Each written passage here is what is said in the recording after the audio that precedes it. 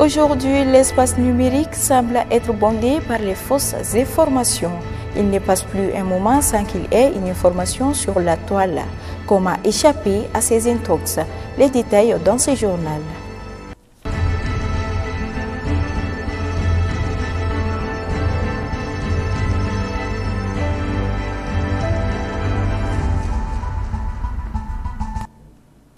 Fidèles téléspectateurs de Ondou TV, bonsoir et bienvenue aux informations.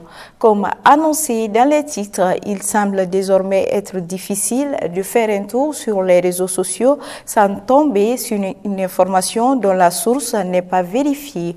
Aujourd'hui, personne n'est presque épargné du coup des fake news et c'est l'une des conséquences de la nouvelle technologie. Comment éviter ces informations non vérifiées? Suivons ces reportages de Habi Koulibaly et Aboubakar Traoré. Adaptez-vous à l'ère du numérique. Informez-vous et informez les autres via les réseaux sociaux. Mais faites attention aux fake news. Aujourd'hui, la toile est constamment animée par les fausses informations avec son corollaire de désinformation qui n'induit pas mal de personnes dans l'erreur. Beaucoup en ont déjà fait les frais. J'aimerais vous informer que telles les eaux usées et les ordures polluent l'endroit, c'est-à-dire l'endroit terrestre, c'est de cette même manière que les fausses informations détruisent l'espace numérique. Quand je parle d'espace numérique, je parle d'espace technologique, c'est-à-dire l'Internet, que ce soit sur les réseaux sociaux, sur Google ou bien sur les sites de recherche. Les uns et les autres n'ont plus le temps de vérifier les sources de l'information, histoire d'être la première personne à la publier sur la toile. Parfois même, certains professionnels de l'information pratiquent cette méthode. Pour décortiquer une fausse information, il faut d'abord vérifier la source de l'information. Si ça vient d'une source crédible et fiable. Comment éviter les fausses informations sur les réseaux? Vérifions tout ce que nous voyons avant de faire le moindre geste. La provenance de l'information même démontre sa crédibilité. Les réseaux nous permettent, oui, de pouvoir nous exprimer librement. Mais nous devrons voir les limites de cette liberté d'expression. Publier une information sans vérifier sa véracité pollue l'espace numérique et peut parfois coûter très cher. L'étoile du chef de file de l'opposition politique malienne, Soumaïla Cissé, s'est éteinte il y a une semaine. Tout n'a pas été rose dans sa carrière politique. Les hommes politiques donnent leur point de vue au micro de Mamadou Sékou Traoré et Aboubakar Traoré. Soumaïla, honorable Soumaïla Cissé, soumis champion, soumis les sauveurs. Soumaïla Cissé a-t-il été vraiment un sauveur pour le peuple malien, comme l'a affirmé Demba Traoré, le porte-parole du parti l'URD? La carrière politique du fait chef de file de l'opposition est jugée féconde pour certaines identités politiques. Le parcours d'un patriote, d'un grand commis de l'État, d'un serviteur infatigable de l'État et de la nation, d'un homme qui incarnait l'espoir des Maliens de retrouver l'unité nationale, la souveraineté de notre pays, la concorde et la cohésion sociale. Cissé, je retiens de lui un grand contributeur à la démocratie malienne. L'image de Soumaïla avec toute sa famille chez Ibeka, pendant que le pays retenait son souffle, de peur d'une contestation électorale, Soumaïla s'est transporté avec toute sa famille pour aller concéder la victoire à Ibeka. On ne l'oubliera jamais, ce geste-là. Par contre, pour d'autres politiciens, malgré son parcours politique, les résultats que les Maliens espéraient de lui quand il occupait la tête de l'opposition n'est pas atteint. Nous n'avons pas connu le même cheminement ensemble. Nous avons été très souvent dans l'opposition et même quand j'étais dans l'opposition à leur régime, à leur vision, je dois avouer qu'ils n'étaient pas au premier plan.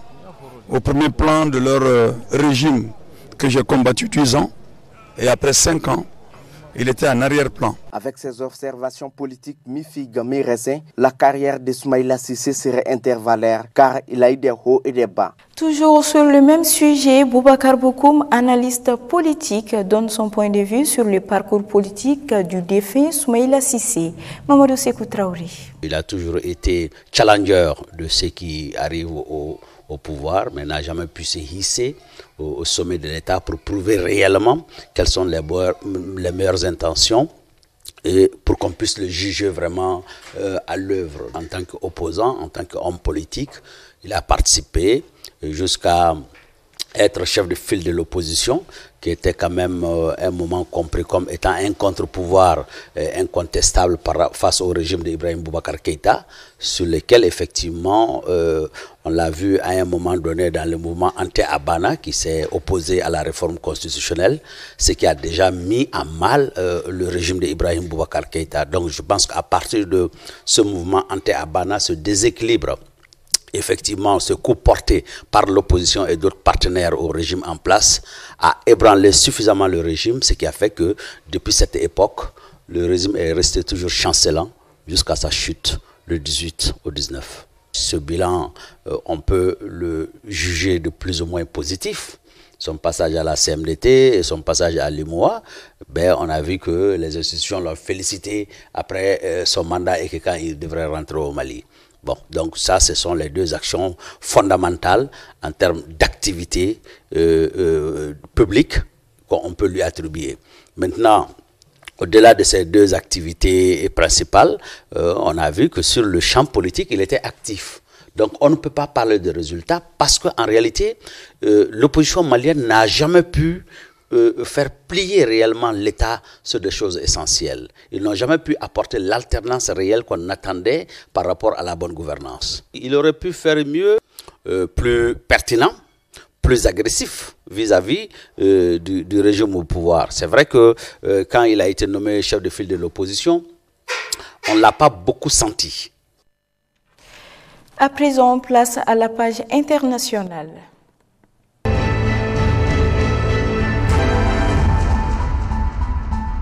Au Nigeria, des scientifiques identifient une nouvelle souche de Covid-19. Des études sont en cours pour préciser les propriétés de cette variante du coronavirus. Cette découverte intervient alors que le pays a été durement touché par l'épidémie en décembre. Cette variante a été observée sur 2 patients le 3 août et le 9 octobre dernier, lors d'analyses menées sur des échantillons par les scientifiques de l'AGIC, le Centre d'excellence africain de recherche génomique et des maladies infectieuses. D'après ce centre de recherche, les 2 patients représentent des mutations génétiques.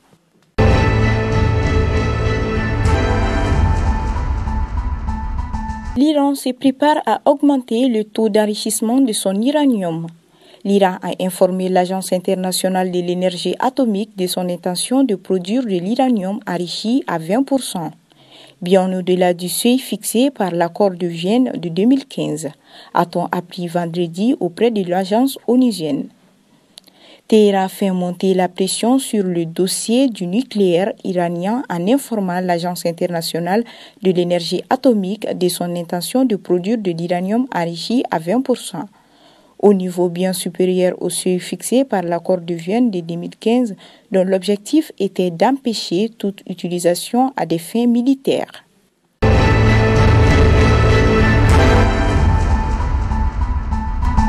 Nouveau désaveu législatif pour Donald Trump. Pour la première fois au Congrès, les élus républicains du Sénat ont voté avec leurs collègues démocrates pour désavouer Donald Trump. Une majorité de 83 sénateurs contre seulement 13 ont voté pour contourner le veto de Donald Trump sur le budget de l'armée.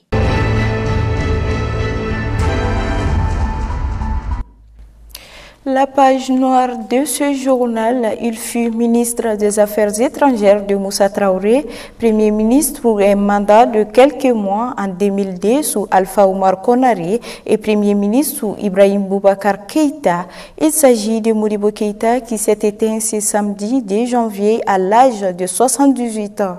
Paix à son âme, c'est ainsi que s'achève ce journal. Merci à vous de l'avoir suivi. Passez une excellente soirée en compagnie des programmes de Hondo TV. À très bientôt.